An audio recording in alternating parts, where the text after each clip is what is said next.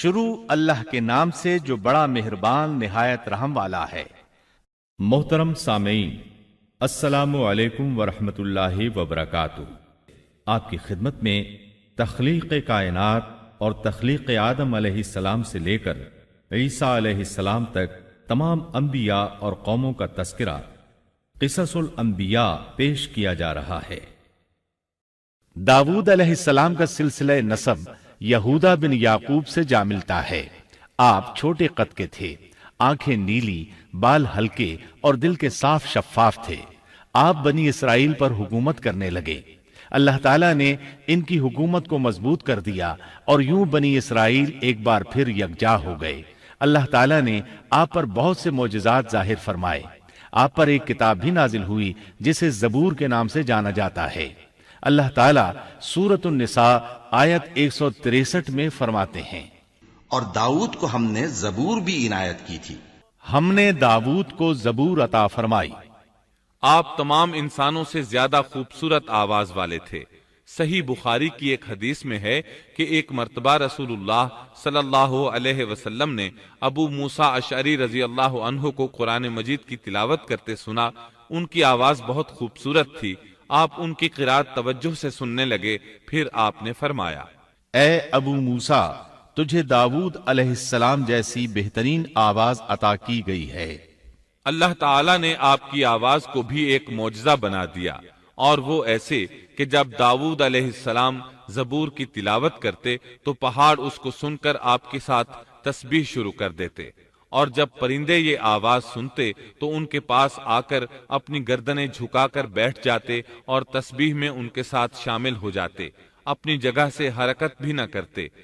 اللہ تعالی سورہ سبا آیت 10 میں فرماتے ہیں، اور ہم نے داؤد کو اپنی طرف سے برتری بخشی تھی اور کہا تھا، اے پہاڑوں ان کے ساتھ تسبیح کرو، اور پرندوں کو ان کا مسخر کر دیا۔ اے پہاڑوں، اس کے ساتھ رغبت سے تسبیح پڑھا کرو، اور پرندوں کو بھی یہی حکم ہے۔ خود داؤد علیہ السلام کے بارے میں اللہ تعالیٰ کا فرمان ہے، اور ہمارے بندے داؤد کو یاد کریں جو بڑی قوت والا تھا، یقیناً وہ بہت رجوع کرنے والا تھا۔ اسی طرح اللہ تعالیٰ سورۃ الانبیاء آیت 79 میں فرماتے ہیں، اور ہم نے پہاڑوں کو داؤد کا مسخر کر دیا تھا کہ ان کے ساتھ تسبیح کرتے تھے، اور پرندوں کو بھی مسخر کر دیا تھا، اور ہم ہی ایسا کرنے والے تھے۔ اور ہم نے پہاڑ کو داؤد کے تابع کر دیا جو تسبیح کرتے تھے، اور پرندوں کو بھی، اور ہم ہی یہ سب کچھ کرنے والے تھے۔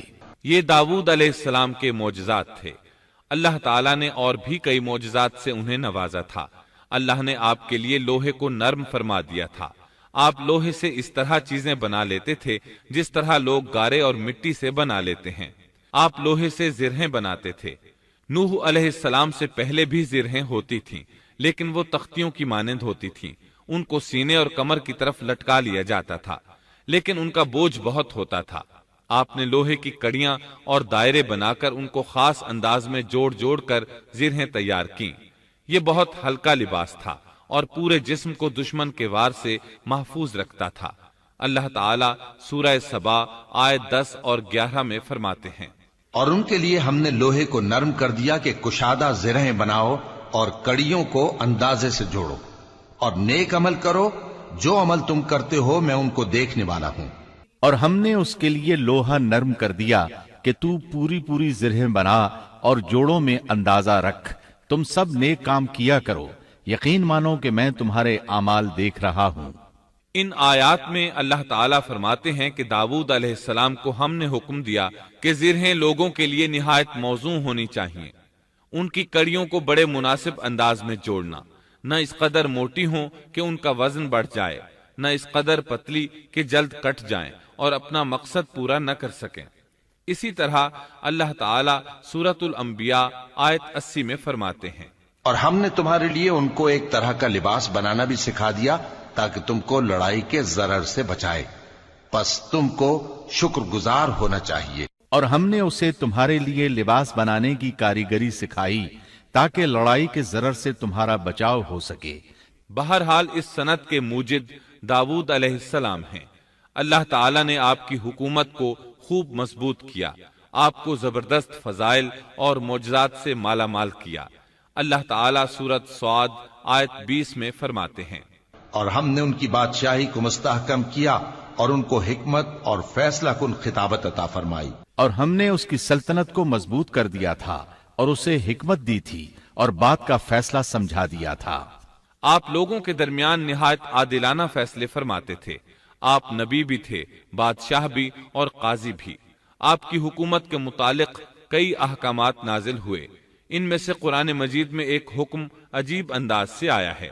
ہوا یوں کہ آپ نے عبادت اور عدالت کے لیے اوقات مقرر کر رکھے تھے۔ عبادت کے لیے ایک جگہ بنوا رکھی تھی۔ دن میں فیصلے کرتے، رات کو عبادت۔ جب عبادت کرتے تو کسی کو ان کے پاس آنے کی اجازت نہیں تھی۔ ایک روز ایسا ہوا کہ 2 آدمی بغیر اجازت اندر آ گئے۔ دروازہ بند تھا لیکن وہ دیوار پھاند کر اندر آ گئے۔ آپ ڈر گئے کہ کہیں حملہ آور نہ ہو۔ اللہ تعالیٰ سورۃ صاد آیت 21 اور 22 میں فرماتے ہیں، اور کیا تجھے جھگڑا کرنے والوں کی بھی خبر ملی جبکہ وہ دیوار پھاند کر محراب میں آ گئے؟ جب یہ داؤد کے پاس پہنچے تو وہ ان سے ڈر گئے۔ وہ کہنے لگے، خوف نہ کیجیے، ہم مقدمہ کے 2 فریق ہیں، ہم میں سے ایک نے دوسرے پر زیادتی کی ہے، لہٰذا آپ ہمارے درمیان حق کے ساتھ فیصلہ کر دیجئے اور ناانصافی نہ کیجیے اور ہمیں سیدھی راہ بتا دیجیے۔ داؤد علیہ السلام نے فرمایا، بتاؤ تمہارا کیا مسئلہ ہے؟ ان میں سے ایک نے کہا، یہ میرا بھائی ہے، اس کے پاس 99 دمبیاں ہیں اور میرے پاس ایک ہی دمبی ہے، لیکن یہ مجھ سے کہہ رہا ہے کہ اپنی یہ ایک بھی مجھے دے دے اور مجھ پر بات میں بڑی سختی برتتا ہے۔ اس آیت کی تفسیر میں ہے کہ ایک دمبی والے بھائی نے کہا، یہ میرا بھائی بہت چالاک ہے، برے طریقے سے بات کرتا ہے، کہتا ہے کہ میری دمبیاں چرنے جاتی ہیں تو اس اپنی ایک دمبی کو بھی ان کے ساتھ بھیج دیا کرو۔ جب میری دمبی اس کی دمبیوں کے ساتھ آنے جانے لگ گئی تو اب یہ کہتا ہے کہ یہ بھی میری ہے، اب میں خالی ہاتھ ہوں۔ اس طرح میں اس کے ظلم کا نشانہ بن چکا ہوں۔ داؤد علیہ السلام نے فوراً کہا، اس کا اپنی دمبیوں کے ساتھ تیری ایک دمبی ملا لینے کا سوال واقعی تیرے اوپر ایک ظلم ہے، اور اکثر حصے دار اور شریک ایسے ہی ہوتے ہیں کہ ایک دوسرے پر ظلم کرتے ہیں، سوائے ان لوگوں کے جو ایمان لائے اور جنہوں نے نیک عمل کیے، اور ایسے لوگ بہت ہی کم ہیں۔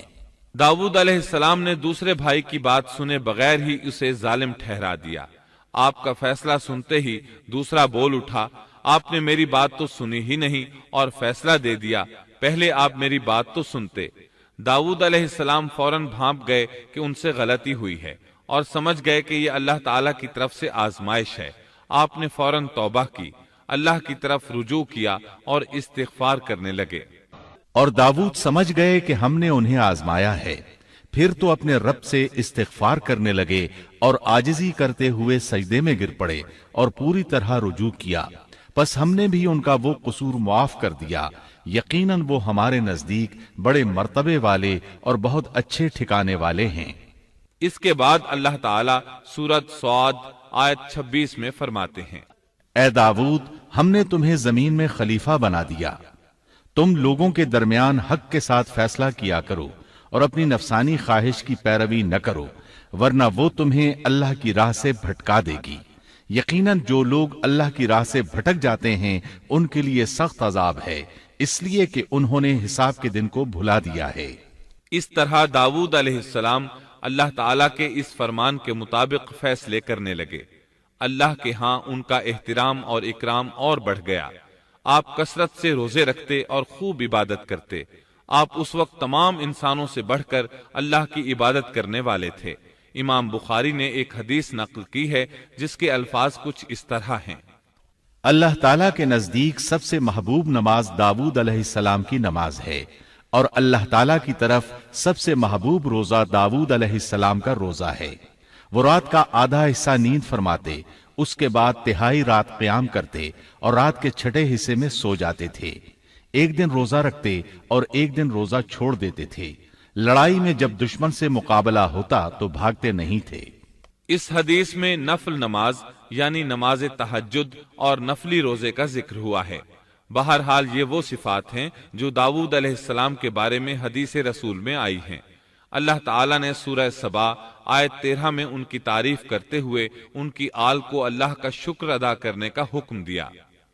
اے آل داود، اس انعام کے شکریہ میں نیک عمل کرو۔ داؤد علیہ السلام کی ایک صفت یہ تھی کہ آپ بہت شکر گزار تھے، اور ایسے لوگ کم ہی ہوتے ہیں، جیسا کہ سورہ سبا آیت 13 میں اللہ تعالیٰ فرماتے ہیں۔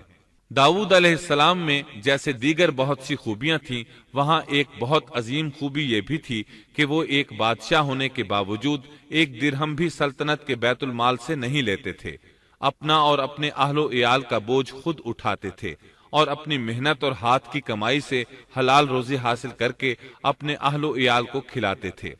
داؤد علیہ السلام کی اس عظیم صفت کو نبی کریم صلی اللہ علیہ وسلم نے یوں بیان کیا ہے، صحیح بخاری میں ہے، کسی انسان نے اس شخص سے بہتر روزی نہیں کھائی جو خود اپنے ہاتھ سے کما کر کھاتا ہے۔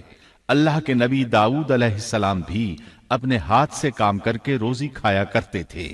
بعض مفسرین بیان کرتے ہیں کہ داؤد علیہ السلام دعا مانگا کرتے تھے کہ اے میرے اللہ، کوئی ایسی صورت پیدا کر دے کہ میرے لیے ہاتھ کی کمائی آسان ہو جائے، کیونکہ میں بیت المال پر اپنا بوجھ نہیں ڈالنا چاہتا۔ تو اللہ تعالیٰ نے آپ کی اس خواہش کو اس فضیلت کے ساتھ قبول فرمایا کہ ان کے ہاتھ میں لوہے کو موم کی طرح نرم کر دیا، جس سے وہ زرہیں بناتے اور انہیں فروخت کر کے اپنے اہل و عیال کی کفالت کرتے۔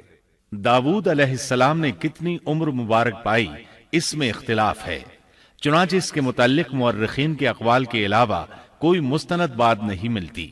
عبداللہ بن عباس رضی اللہ عنہما فرماتے ہیں کہ داود علیہ السلام کی وفات ہفتے کے دن اچانک ہوئی۔ وہ ہفتے کے دن مقررہ عبادت میں مشغول تھے اور پرندے قطارے باندھے ان پر سایہ فگن تھے کہ اچانک اس حالت میں ان کا انتقال ہو گیا۔ اس کے بعد آپ کے فرزند ارجمند نے امور سلطنت کو سنبھال لیا۔ یہ سلیمان علیہ السلام تھے۔ اللہ تعالیٰ نے آپ کو بہت سی خوبیاں اور معجزات عطا فرمائے۔